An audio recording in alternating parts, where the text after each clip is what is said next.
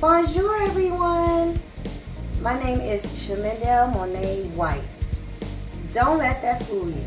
I do not speak a lick of French. However, I had a fantastic godmother growing up. She was a business owner who owned her own cosmetic line. And she traveled back and forth to France and Paris and was very much in love with the French lifestyle. So she chose to give me that name. I have a brother who's 5 years older than me, and he named me Sissy. Now this is really going to tell my age. So there was a show growing up called Family Affair. And there were siblings in the household of that family, and the names of those siblings were Sissy, Buffy, and Jody. And of course, Sissy was the little sister. So my mom said that that's when my brother began calling me the name Sissy to represent little sister, because he had a very hard time saying Shamendell. So there's the history of my name. I have been born and raised in Jacksonville, Florida.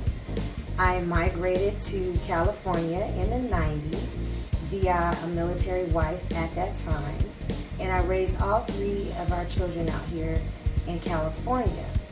Once I came to California, I wanted to choose a career that was conducive to being a mom so that I could be there for my children and be involved in school stuff and things of that nature. So I became a preschool teacher when I sent them off to preschool, and guess where I started? At their preschool. So from preschool teaching to site supervising before and after school programs and day camps, and being a family advocate and educational specialist for foster youth, I remained in the field up until present. I really have learned a lot about myself and from my experiences. The biggest thing that I've learned is that my experiences shape who I am today, and they contribute to my philosophical ideas.